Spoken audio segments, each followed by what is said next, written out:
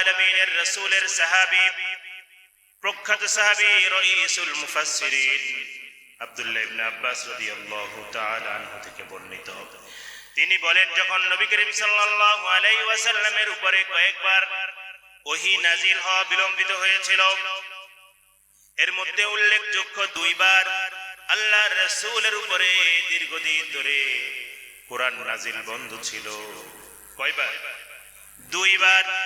এর মধ্যে প্রথমত হলো যখন নবী করিম সাল্লাল্লাহু আলাইহি ওয়াসাল্লামের উপরে সর্বপ্রথম আয়াত সূরা আলাকের, যখন আল্লাহ রাব্বুল আলামিন ইকরা বিসমি রাব্বিকাল্লাযী খালাক এই আয়াতের মাধ্যমে যখন কোরআন নাজিল হয়েছিল, রাসূলুল্লাহ সাল্লাল্লাহু আলাইহি ওয়াসাল্লাম জিবরাইলকে দেখে কিছুটা ভয়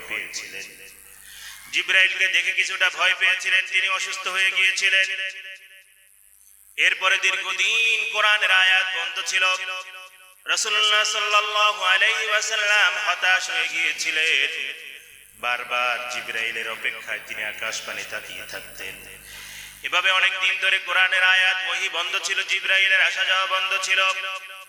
এরপরে আল্লাহ রাব্বুল আলামিন তার রাসূলের কাছে প্রথম ওহী নাজিল হওয়ার পরে দীর্ঘদিন বিলম্বিত হওয়া, এটাকে কোন মুফাসসিরিনে কেরাম, বিশেষ করে রাইসুল মুফাসসিরিন আব্দুল্লাহ ইবনে আব্বাস বলেছেন প্রায় 6 মাস ধরে আর কোন ওহী রাসূলের উপরে নাজিল হন নাই। প্রথম নাজিল হওয়ার পরে 6 মাস পর্যন্ত কোন রকমের ওহী নাজিল হয় নাই। এই সময়টা রাসূল অনেক অস্থির ছিলেন, কারণ রাসূল সব সময় চাইতেন আল্লাহ তাআলার পক্ষ থেকে জিবরাইল তার কাছে আসুক। কারণ প্রিয়জনের সাথে কথা বলতে কার ভালো না লাগে। এরপরে আল্লাহ রাব্বুল আলামিনের রাসূলের উপরে আয়াত নাজিল হলো, ইয়া আইয়ুহাল মুযাম্মিলু কুমিল লাইলা ইল্লা কলিলা। আল্লাহু আকবার। নাজিল করলেন, ও কম্বলওয়ালা আপনি উঠুন, কুমিল লাইলা ইল্লা কলিলা। আবার আয়াত নাজিল করলেন, ইয়া আইয়ুহাল মুদাথ্থির কুম ফাআনযির, ও চাদর মোরাদিনওয়ালা আপনি উঠুন, কুম ফাআনযির, দাঁড়ান, মানুষদেরকে আল্লাহর প্রতি ভয় দেখান, ওয়া রাব্বাকা ফাকাব্বির, একজনের বরত্ব বর্ণনা করুন, চিল্লায়া বলেন তিনি কে। তাহলে 6 মাস প্রথম নাজিল হওয়ার পরে 6 মাস পরে এই আয়াতের মাধ্যমে ওহী নাজিল শুরু হলো। আবার দ্বিতীয়বার আবার বিলম্ব হলো। সেই ঐতিহাসিক ঘটনা আপনারা অনেকে জানেন, যখন রাসূলুল্লাহ সাল্লাল্লাহু আলাইহি ওয়াসাল্লামের রিসালাতের কথা সারা মক্কা থেকে মদিনায়, সারা আরব বিশ্বে ছড়ানো শুরু হয়ে গেল। মদিনার একদল ইহুদিরা গেল, ইয়া মুহাম্মদ, আমরা তোমাকে 3টা প্রশ্ন করব। এই 3টা প্রশ্নের উত্তর যদি তুমি দিতে পারো তাহলে আমরা বুঝে নিব তুমি সত্য নবী, আর যদি উত্তর দিতে না পারো তাহলে আমরা বুঝবো তুমি তোমার দাবিতে মিথ্যা। বলুন নাউযুবিল্লাহ। রাসূলুল্লাহ বললেন, বলো তোমাদের প্রশ্নগুলো কি? তারা প্রশ্ন করলেন, ইয়াসআলুনাকা আনির রূহ। 1 নাম্বার প্রশ্ন হলো, মুহাম্মদ বলেন রূহ কি জিনিস। 2 নম্বরে প্রশ্ন করলেন যে ইয়াসআলুনাকা আন যিল করনাইন, যুলকারনাইন সম্পর্কে আপনি কি জানেন? আপনারা জানেন না যুলকারনাইন সম্পর্কে? তখন রাসূলুল্লাহ সাল্লাল্লাহু আলাইহি ওয়াসাল্লাম তো এই বিষয়গুলো জানতেন না, কারণ তিনি ততটুকু জানতেন যতটুকু তাকে জানাতেন কে? ইহুদিরা তাদের পূর্বের কিতাবের মধ্যে যুলকারনাইন সম্পর্কে বিষয়গুলো জানতেন। এজন্য এসে জিজ্ঞাসা করলেন, কারণ এই সকল উত্তরগুলো কোনো মানুষ দিতে পারে না, শুধুমাত্র যাদের উপরে আল্লাহর প্রদত্ত ওহী নাজিল হয় তিনি ছাড়া এই উত্তরগুলো কেউ দিতে পারে না। দ্বিতীয় প্রশ্ন ছিল কি? যুলকারনাইন কে। 3 নম্বর প্রশ্ন ছিল আসহাবে কাহাফ কারা, ওই গুহাবাসী সম্পর্কে আপনি কি জানেন? এই 3টা প্রশ্ন যখন ওই মদিনার ইহুদিরা, মক্কার মুশরিকরা মিলে এসে রাসূলের কাছে বললেন, আল্লাহ রাসূল বললেন, আগামী কালকে আমি তোমাদেরকে এই প্রশ্নগুলোর উত্তর দিব। তিনি ইনশাআল্লাহ বলেন নাই। ইনশাআল্লাহ বলেন না এটা আল্লাহ রাব্বুল আলামিনের কাছে একটু অপছন্দনীয় ছিল। এই কারণে দীর্ঘদিন ধরে আল্লাহর রাসূলের উপর আয়াত নাজিল হওয়া, ওহী নাজিল হওয়া বন্ধ ছিল, জিবরাইল আসা বন্ধ হয়েছিল। এই সুযোগে মক্কার মুশরিকরা রাসূলুল্লাহ সাল্লাল্লাহু আলাইহি ওয়াসাল্লামকে নিয়ে তিরস্কার শুরু করে দিল, বিভিন্ন কথা মন্তব্য শুরু করে দিল। বলেছিলেন আগামীকালকে দিবে উত্তর। 15 দিন হয়ে গেল, রাসূলের উপরে কোনো ওহী আসে না। আল্লাহর রাসূল আকাশের দিকে তাকিয়ে তাকিয়ে চোখের পানি ছাড়ে। মক্কার মুশরিকরা, বিশেষ করে আবু লাহাবের স্ত্রী উম্মে জামিলা, এই উম্মে জামিলা তারা চোখওয়ালা এই মহিলা বলা শুরু করলো, ইয়া মুহাম্মদ মা আরা শাইতানাকা ইল্লা ক্বাদ তারাকা। ও মুহাম্মদ, আমি লক্ষ্য করছি তুমি এতদিন যে শয়তানের পাল্লায় পড়ে নিজেকে নবী দাবি করেছো, ওই শয়তান তোমাকে ছেড়ে দিয়েছে। বলুন নাউজুবিল্লাহ, আরো জোরে বলুন নাউজুবিল্লাহ। আল্লাহর রাসূল মনের মধ্যে অনেক কষ্ট। আর একটা এটা হলো একটা বর্ণনা। এরপর আল্লাহ রাব্বুল আলামিন মানুষের এই কথাগুলোর জবাবে আল্লাহ রাব্বুল আলামিন আয়াত নাযিল করলেন, ওয়ালা সাউফা ইউতিকা রাব্বুকা ফাতারদা। আয়াত নাযিল করলেন, মা ওয়াদ্দাআকা রাব্বুকা ওয়া মা ক্বালা। যখন মানুষগুলো বলাবলি করলো মুহাম্মাদের রব তাকে ছেড়ে দিয়েছে, পরিত্যাগ করেছে, নাউজুবিল্লাহ, আল্লাহ তাআলা আয়াত নাযিল করলেন, মা ওয়াদ্দাআকা রাব্বুকা ওয়া মা ক্বালা। আপনার রব আপনাকে ছেড়েও দেয় না, আপনার প্রতি তিনি নারাজও না। সুবহানাল্লাহ। এই আয়াত নাযিল করে আল্লাহ রাসূলকে তিনি সান্ত্বনা দিলেন। সুবহানাল্লাহ। এটা হলো একটা বর্ণনা। আরেকটা বর্ণনা তাফসীরে জিলালিল কোরআনের মধ্যে এই একই রকমের বর্ণনা তাফসীরে জালালাইনের মধ্যেও আসছে।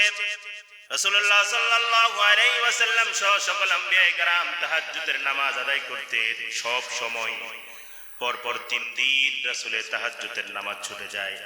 রাসূল খুব কান্নাকাটি করেন।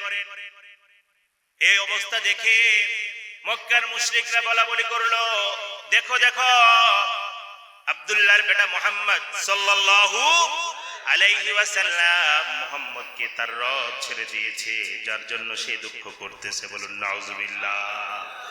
আর একটা বর্ণনায় আসছে তাফসীরে মাআরিফুল কোরআনের মধ্যে আসছে, কাতাদা রাদিয়াল্লাহু তাআলা আনহু থেকে বর্ণিত, তিনি বলেন রাসূলুল্লাহ সাল্লাল্লাহু আলাইহি ওয়াসাল্লামের আঙ্গুল কেটে গিয়েছিলেন, তিনি অসুস্থ ছিলেন।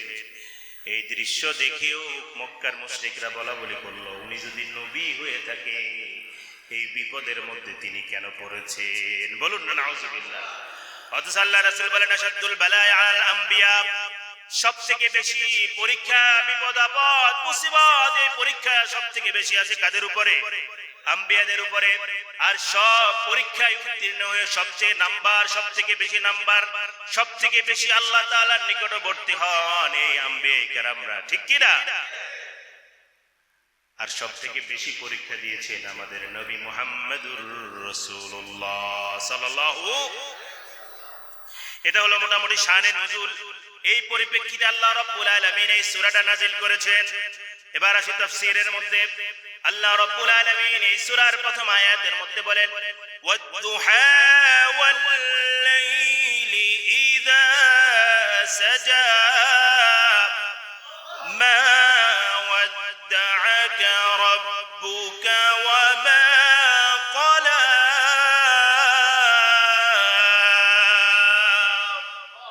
আল্লাহ রাব্বুল আলামিন বলেন, ওয়াদ-দুহা, শপথ সেই সকালবেলার পূর্বাহ্ন, যেটাকে বলা হয় আমরা দুহার নামাজ বলি। অনেকে দুহার নামাজ অনেকে পড়ে। দুহার নামাজ চেনেন? সূর্য ওঠার পরে যে নামাজটা পড়া হয় এটাকে সলাতুদ দুহা, যেটার আরো একটা নাম রয়েছে, আমরা বলি কিসের নামাজ? ইশরাকের নামাজ, চাঁদের নামাজ, ইশরাকের নামাজ যেটাকে আমরা বলি। এই দুহার শপথ করেছেন আল্লাহ রাব্বুল আলামিন, কেননা সকালবেলায় সর্বপ্রথম মানুষ যখন সূর্য ওঠে, মানুষ কর্মের দিকে চলে যায়, যার যার কর্মস্থলে, গুরুত্বপূর্ণ একটা সময়। আল্লাহ তাআলা এই গুরুত্বপূর্ণ সময়ের কসম করেছেন। ওয়াদ-দুহা ওয়াল-লাইলি ইযা সাজা, আর রাতের কসম করেছেন যখন রাত মানুষকে স্তব্ধ করে দেয়, গভীর হয়ে যায়, যখন আচ্ছন্ন হয়ে যায়, সারা পৃথিবী অন্ধকার হয়ে যায়, মানুষের কোনো সারা শব্দ থাকে না, ওই সময়ের কসম আল্লাহ রাব্বুল আলামিন করেছেন। এজন্য কোরআনের মধ্যেও এরকম অনেকগুলো নিদর্শন রয়েছে, আয়াত রয়েছে। আল্লাহ রাব্বুল আলামিন সূরা আরাফের 58 নম্বর আয়াতের মধ্যে ইরশাদ করেন, আওয়া আমিনা আহলুল কুরা ইয়াতিয়াহুম বাসুনা দুহা ওয়া হুম ইয়ালআবুন। মানুষের কি হলো? মানুষ কি নিশ্চিত হয়ে গেল যে এই অবস্থায় তাদের উপরে আযাব আসবে না, যখন মানুষ প্রতিদিনের মতো দুহা ওয়া হুম ইয়ালআবুন, যখন তার কর্মের দিকে রওনা দিবে অথবা খেলাধুলার মধ্যে থাকবে, ওই অবস্থায় আযাব আসবে না, মানুষ কিভাবে নিশ্চিত হলো? আবার আল্লাহ রাব্বুল আলামিন রাতের কথা বলেছেন, ওয়াজআলাল লাইলা সাকানাও ওয়াশ-শামসা ওয়াল কমার।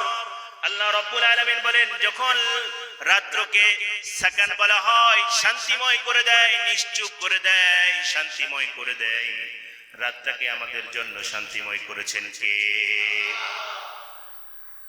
আল্লাহ রাব্বুল আলামিন বলেন, ওয়াজআলনাল লাইলা লিবাসা, আমি রাত্রকে তোমাদের জন্য লিবাসের মতো, লিবাস যেমন মানুষকে আবৃত করে নেয়, রাত্র যখন আসে মানুষকে এরকম রাতের স্নিগ্ধতার আবরণে পরিপূর্ণভাবে ঢেকে দেন তিনি কে? এজন্য আল্লাহ তাআলা এই দুইটা গুরুত্বপূর্ণ সময়ের শপথ করে বলছেন, ওয়াদ-দুহা ওয়াল-লাইলি ইযা সাজা মা ওয়াদ্দাআকা রাব্বুকা ওয়া মা ক্বালা।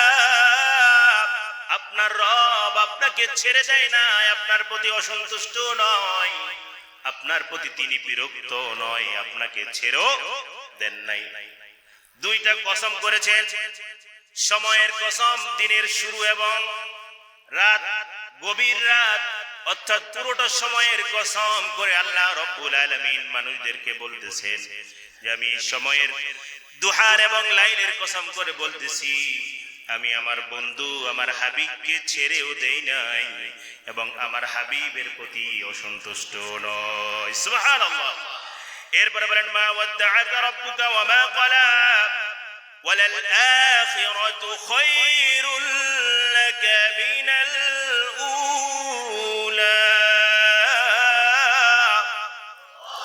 আল্লাহ রাব্বুল আলামিন বলেন, ওয়ালাল আখিরাতু খায়রুল লাকা মিনাল উলা, নিশ্চয় এই আখিরাতটা হলো, ওয়ালাল আখিরাতু খায়রুন, নিশ্চয় আখিরাত হলো আপনার জন্য উত্তম, মিনাল উলা, দুনিয়ার চাইতে।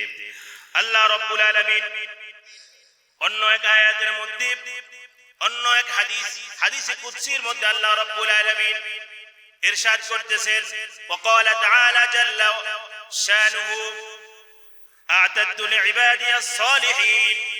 দুনিয়ার মানুষ আজকে দুনিয়ার পিছনে পড়তেছেন, আমার আল্লাহ বলতেছেন, ওয়ামাল হায়াতুদ দুনিয়া ইল্লা মাতাউল গুরুর। দুনিয়ার এই রং তামাশা, দুনিয়ার এই খেল তামাশা পুরোটাই হলো ধোঁকা, পুরোটাই হলো মরিচিকা। মূলত এক নাম্বার বিষয় হলো যে মরিচিকার মধ্যে যারা থেকে আল্লাহ রাব্বুল আলামিনকে বন্ধু বানাতে পারবে তারাই দুনিয়া এবং আখিরাতে সফল। সুবহানাল্লাহ।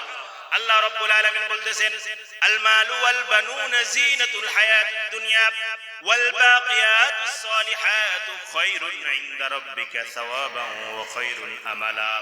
সূরা কাহফের মধ্যে আল্লাহ রাব্বুল আলামিন বলতেছেন, আল মালু ওয়াল বানুনা জিনাতুল হায়াতিদ দুনিয়া, সম্পদ এবং সন্তান এগুলো হলো দুনিয়ার সৌন্দর্য। এগুলো কি? দুনিয়ার সৌন্দর্য। ওয়াল বাকিয়াতুস সালিহাতু খায়রুন ইনদা রাব্বিকা সাওয়াবা, আর তোমাদের জন্য যে জিনিসটা অবশিষ্ট থাকবে সেটা হলো তোমাদের নেক আমল। ওয়াল বাকিয়াতুস সালিহাতু খায়রুন, এবং কল্যাণমূলক কাজ, এগুলোই তোমাদের কাল কিয়ামতের মাঠে তোমাদের জন্য মুক্তির উসিলা করে দিবেন কে? আল্লাহ রাসূল হাদিসে কুদসির মধ্যে এখানে বলতেছেন, আ'তাদতু লিইবাদিয়াস সালিহিন, ওই আয়াতের মধ্যে বলছেন সালেহ কাজগুলো বাকি থাকবে।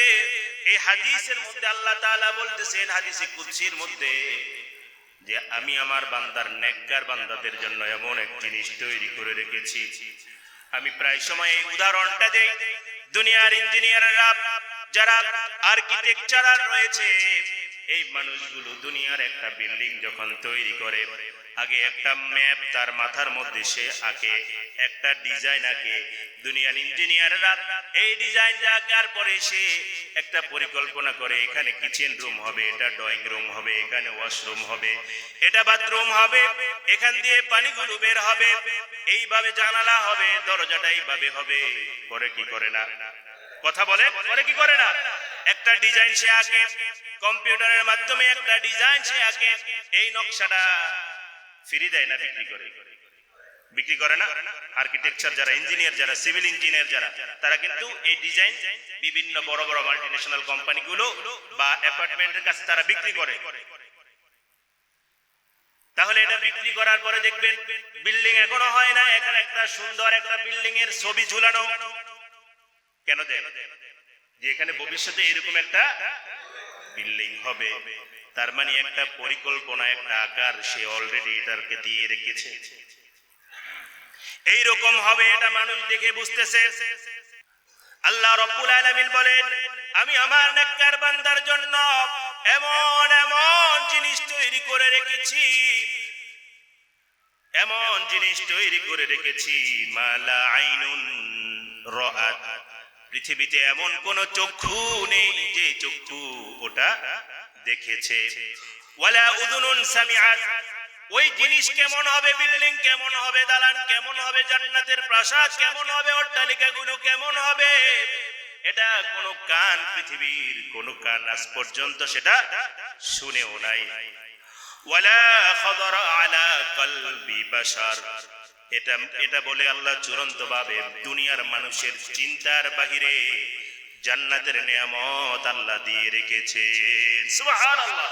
আল্লাহ বললেন ওয়ালা খাদারা আলা কলবি বাশার, কোন মানুষের চিন্তাও আসতে পারে না, কোন মানুষ চিন্তাও করতে পারে না আমি আল্লাহ জান্নাতি মানুষদের জন্য এমন এক সুন্দর, এমন এক উত্তম গৃহ নির্মাণ করেছি যেটা দুনিয়ার কোন মানুষ যার চিন্তাও করতে পারে না।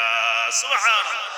ওয়ালাল আখিরাতু খায়রুল লাকা মিনাল উলা, আল্লাহ বলেন নিশ্চয়ই দুনিয়ার চাইতে আখিরাত হলো আপনার কাছে উত্তম। সুবহানাল্লাহ।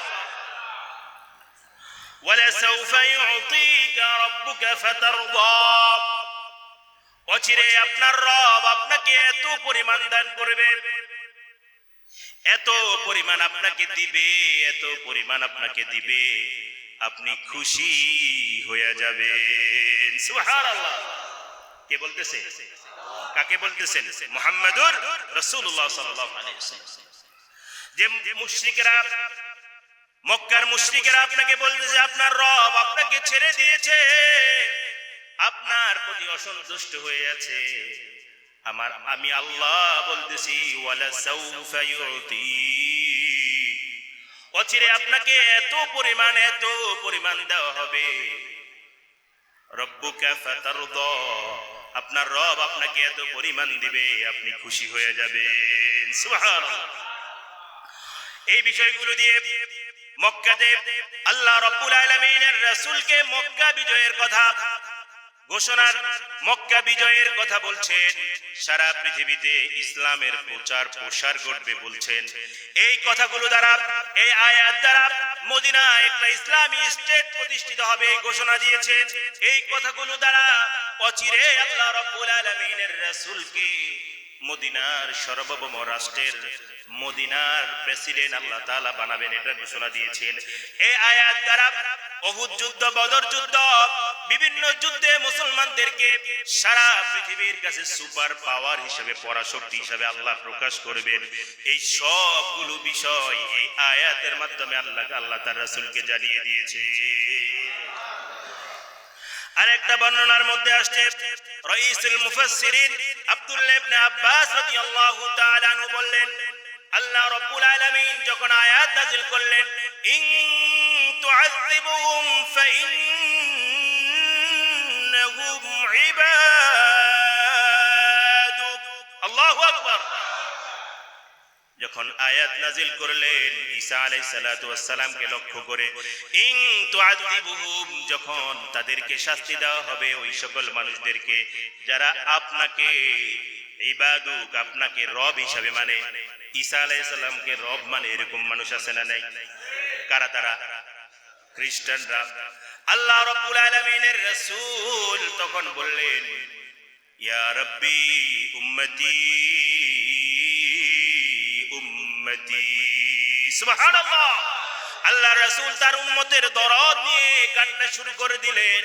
জিবরিল আলাইহিস সালাতু ওয়াস সালাম এসে বললেন, মা বাকা ইয়া মুহাম্মদ, আপনাকে কোন জিনিস কান্না করাইতেছে ও রাসূল? কেন আপনি কান্না করতেছেন? আল্লাহর রাসূল বলেন, ঈসা আলাইহিস সালাতু ওয়াস সালামের উম্মতদেরকে এইভাবে শাস্তি দেওয়া হবে, আমার উম্মতের কি হবে, আমার উম্মতের কি হবে? তখন আল্লাহ রাব্বুল আলামিনের পক্ষ থেকে আয়াত নাযিল হলো, ইয়াউমা ইয়াকুমুর রূহু ওয়াল মালাইকাতু সাফফা লা ইয়াতাকাল্লামুনা ইল্লা মান আযিনা লাহুর রাহমান।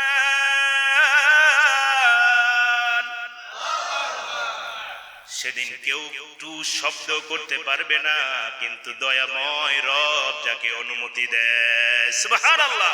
জিবরাইল এসে বললেন, ইয়া রাসূলুল্লাহ, ইয়া হাবিবাল্লাহ, আপনাকে আল্লাহ সেদিন সুপারিশের অনুমতি দিবে, আপনাকে সেদিন সুপারিশের অনুমতি দিবে। এবার আল্লাহ রাব্বুল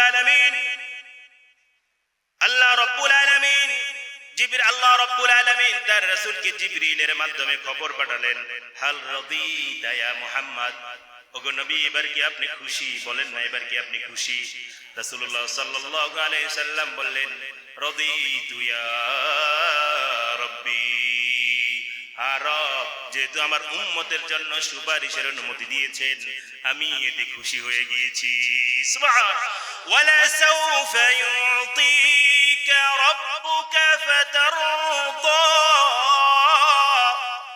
আল্লাহ বলেন অচিরেই আপনাকে এত পরিমাণ দেওয়া হবে, আপনি কি হয়ে যাবেন? কথা বলেন, কি হয়ে যাবেন? খুশি হয়ে যাবেন। এই একটা খুশি আল্লাহ রাসূলকে দিয়েছেন। আর হলো মক্কা বিজয়ের খুশি দিয়েছেন, ইসলামী রাষ্ট্রের খুশি সংবাদ দিয়ে খুশি করেছেন। সারা পৃথিবীতে ইসলামকে সার্বজনীন করা হবে, সারা পৃথিবীর মানুষের কাছে আল্লাহ রাসূলকে সার্বজনীন করা হবে। ওয়ামা আরসালনাকা ইল্লা কাফাতাল লিন্নাস, আল্লাহু আকবার। আপনাকে শুধুমাত্র মুসলমানের নবী বানানো হয় নাই, আপনাকে শুধুমাত্র মানুষের নবী বানানো হয় নাই, কাফাতাল লিন্নাস, কিয়ামত পর্যন্ত যত মানব দানব আসবে সকল কিছুর রাসূল আপনাকে বানিয়েছেন তিনি কে? রাসূল সর্বজনীন। এগুলো দিয়ে আল্লাহ রাসূলকে আল্লাহ খুশি করেছেন। এরপরে আলাম ইয়াজিদিকা, এই পাঁচটা আয়াতের মধ্যে আল্লাহ রাব্বুল আলামিনের রাসূলকে আল্লাহ তাআলা সান্তনা দিয়েছেন। ওয়াদ-দুহা ওয়াল-লাইলি ইযা সাজা, এই দুই আয়াতের কসম করেছেন। 3 নম্বর আয়াতের মধ্যে মা ওয়াদ্দাআকা রাব্বুকা ওয়া মা ক্বালা, আপনার রব আপনাকে ছেড়ে দেয় না, আপনার প্রতি তিনি নারাজও। ওয়ালাল আখিরাতু খায়রুল লাকা মিনাল উলা, এই মানুষদের কথায় আপনি কষ্ট পায়েন না, বরং এই দুনিয়ার চাইতে আখিরাত হলো উত্তম, ঠিক কি না? 5 নাম্বার ওয়ালা সাউফা ইউতিকা রাব্বুকা ফাতারদা, অচিরে আপনাকে এত পরিমাণ দেওয়া হবে, আপনি কি হয়ে যাবেন? খুশি হয়ে যাবেন। এই 5 আয়াত দিয়ে আল্লাহর রাসূলকে সান্ত্বনা দিলেন। 6 নম্বর আয়াত থেকে নবুয়তির পূর্বে আল্লাহর রাসূলের উপরে অনুগ্রহগুলো আল্লাহ উল্লেখ করলেন। আলাম ইয়াজিদকা ইয়াতীমান ফাআওয়া। ও নবী, আপনি তো এতিম অবস্থায় ছিলেন, আপনাকে আপনার রব এতিম অবস্থায় পেয়েছে। জন্মের আগে আপনার বাবা মৃত্যুবরণ করেছে, শৈশবকালে আপনার মাও মৃত্যুবরণ করেছে। আপনার প্রতি মোহাব্বত আপনার দাদার অন্তরের মধ্যে দিয়েছেন কে? আরো জোরে বলেন না, দিয়েছেন কে? আপনার প্রতি মোহাব্বত আপনার চাচা আবু তালেবের অন্তরের মধ্যে কে দিয়েছে? সন্তানের চাইতে বেশি ভালোবাসতেন চাচা আবু তালেব। নিজের দ্বীনের উপরে অটল ছিলেন, রাসূলের দ্বীন গ্রহণ করেন নাই, তারপরেও শুধুমাত্র এতিম ভাতিজা মুহাম্মদুর রাসূলুল্লাহ সাল্লাল্লাহু আলাইহি ওয়াসাল্লামকে ভালোবাসতে গিয়ে 3টা বছর স্বেচ্ছায় কারাবরণ করেছেন চাচা আবু তালেব। কি ভালোবাসা! এই ভালোবাসা ভাতিজার প্রতি চাচার অন্তরের মধ্যে দিয়েছেন কে? কথা বলেন, দিয়েছেন কে? আল্লাহ সেই কথা বলছেন। দাদা অনেক নাতি ছিল, সব থেকে বেশি ভালোবাসতেন মুহাম্মদুর রাসূলুল্লাহকে। এই ভালোবাসা দিয়েছেন কে? আল্লাহ বলতেছেন আলাম ইয়াজিদকা ইয়াতীমান ফাআওয়া। আপনাকে আপনার রব এতিম অবস্থায় পেয়েছে, এরপরে আপনাকে আশ্রয় দিয়েছেন, এরপর আল্লাহ রাব্বুল আলামিন বলেন ওয়াজাদাকা দাল্লান ফাহাদা। আপনাকে আপনার রব, অনেকে দল্লানের এমন ব্যাখ্যা করে, খবরদার রাসূলের শানে কিন্তু এই ধরনের কথা বলা যাবে না। দল্লানের 3টা অর্থ। 1 নাম্বার অর্থ হলো পথভ্রষ্ট, আর 1 নাম্বার অর্থ হলো গায়রু ইলমিন, যেই বিষয়ে আপনার জানা ছিল না, যেই বিষয়ে আপনি জানতেন না। আর একটা হলো দল্লান ফাহাদা, আপনি যেটা সম্পদ, যেটা আপনি চিনতেন না। এখানে আল্লাহ রাব্বুল আলামিন তার রাসূলের শানে বলেছেন আপনি পথের ব্যাপারে অনবহিত ছিলেন, পরিপূর্ণভাবে জানতেন না। এই পথের সম্পর্কে আপনাকে চিনিয়েছেন তিনি কে?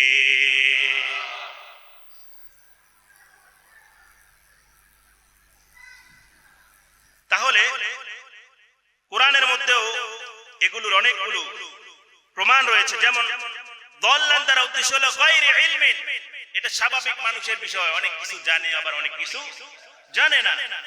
আল্লাহ বলছেন আপনি পথ সম্পর্কে জানতেন না, আপনার রব আপনাকে পথ সম্পর্কে জানিয়েছেন। সুবহানাল্লাহ।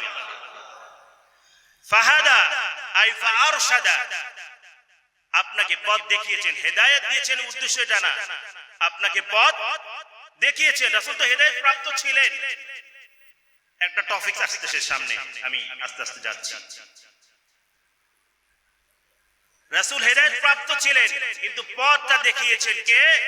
আল্লাহ। ফাহাদা আই ফাআরশাদা, আপনাকে হেদায়েতের রাস্তায় বা রাস্তাকে আপনাকে দেখিয়েছেন। এরপরে কোরআনের মধ্যে আছে মা কুনতা তাদরি মাল কিতাবু ওয়ালাল ঈমান। সূরা শুরার মধ্যে আল্লাহ তাআলা বলেন মা কুনতা তাদরি মাল কিতাবু ওয়ালাল ঈমান, আপনি ইতিপূর্বে কিতাব সম্পর্কে জানতেন না, ঈমান সম্পর্কে জানতেন না, আপনাকে জানিয়েছেন কে? সম্মানিত উপস্থিতি, আলোচনার দীর্ঘ করছি না, এই শুধু তরজমা বলে শেষ করছি। এরপর আল্লাহ রাব্বুল আলামিন বলেন ওয়াওয়াজাদাকা আইলান ফাআগনা, আমি আপনাকে পেয়েছি নিঃস্ব। আল্লাহ রাসূলের কোনো কিছু ছিল? কোনো সহায় সম্পত্তি ছিল না। সর্বপ্রথম খাদিজা রাদিয়াল্লাহু তাআলা আনহার ব্যবসায়ী পার্টনার হিসেবে, এরপর আল্লাহর হুকুমে তাকে বিবাহের মাধ্যমে আল্লাহ রাব্বুল আলামিন তাকে সম্পদ দান করেছেন। হযরত কাতাদা রাদিয়াল্লাহু তাআলা আনহু বলেন এই যে কথাগুলো 3টা বিষয় আল্লাহ রাব্বুল আলামিন উল্লেখ করেছেন, এটা হলো 1 নাম্বার হলো ওয়াজাদাকা দাল্লান ফাহাদা ওয়াজাদাকা আইলান ফাআগনা। এই বিষয়গুলো মূলত নবুয়তের আগের বিষয়ের কথা আল্লাহ উল্লেখ করেছেন। এরপরে আল্লাহ রাব্বুল আলামিন নবুয়ত যখন দিয়েছেন, এরপরে যখন জিহাদের আয়াত নাজিল হয়েছে, আল্লাহ রাব্বুল আলামিন নিজে গনিমতের মাল দ্বারা অন্য মানুষদের অভাব অনটন রাষ্ট্রীয়ভাবে দূর করেছেন। এই বিষয়টা কার হুকুমে করেছেন? চিল্লা বলেন তিনি কে? আল্লাহর হুকুমে। পরবর্তীতে তিনি একটি ক্ষুধা দরিদ্র বিমোচন একটি রাষ্ট্র প্রতিষ্ঠার জন্য মদিনায় তিনি কাজ করেছেন। এরপরে হলো আল্লাহ বলেন ফাআম্মাল ইয়াতীমা ফালা তাকহার। খবরদার, যেহেতু আপনি নিজে ইয়েতিম ছিলেন, আপনি কি ছিলেন? ইয়েতিম ছিলেন, আপনি কখনো ইয়েতিমদেরকে ধমক দিবেন না। আল্লাহ রাব্বুল আলামিনের রাসূলের জন্য বলেন আনা ওয়া কাফিরুল ইয়াতামা লাহু ওয়া লিগাইরি কাহাতাইনি ফিল জান্নাতি। আল্লাহ রাসূল বলেন আমি এবং ইয়েতিমদেরকে যারা লালন পালন করে তারা জান্নাতে এতটুকু দূরত্ব থাকবে। বলুন সুবহানাল্লাহ। হযরত আব্দুল্লাহ ইবনে মাসউদ রাদিয়াল্লাহু তাআলা আনহু বলেন একজন লোক এসে রাসূলুল্লাহ সাল্লাল্লাহু আলাইহি ওয়াসাল্লামকে বললেন ইয়া রাসূলুল্লাহ, আমার অন্তরটা অনেক কঠিন, কান্না আসে না, আমার অন্তর নরম হয় না, আমার অন্তরটা কিভাবে নরম হবে?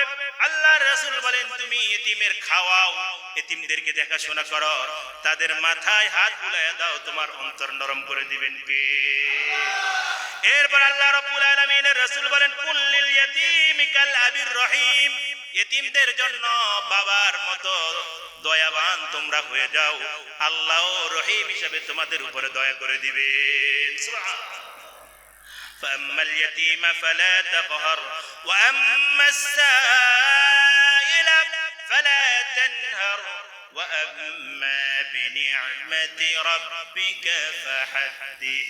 আল্লাহ তাআলা 9-10 নম্বর আয়াতের মধ্যে বলতেছেন ওয়া আম্মাস সাইলা ফালা তানহার, যখন কেউ তোমার কাছে কিছু চায় তাকে ধমক দিও না। আমরা অনেকে আছি যখন কেউ কিছু চায় এরকম ধমক দেয়া আছে না নাই? আপনি দেন না দেন কি করবেন না? ধমক দিবেন। আরেকটা মাসালা বলি, কেউ যদি বলে আল্লাহর রাস্তায় আমাকে কিছু দেন, বলে কি বলে না?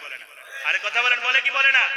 কেউ যদি বলে আল্লাহর রাস্তায় আমাকে কিছু দেন, ওই মানুষটা যেমনই হোক আপনার উচিত তাকে কিছু দেওয়া, কারণ সে একজনের দোহাই দিয়েছে। তিনি কে?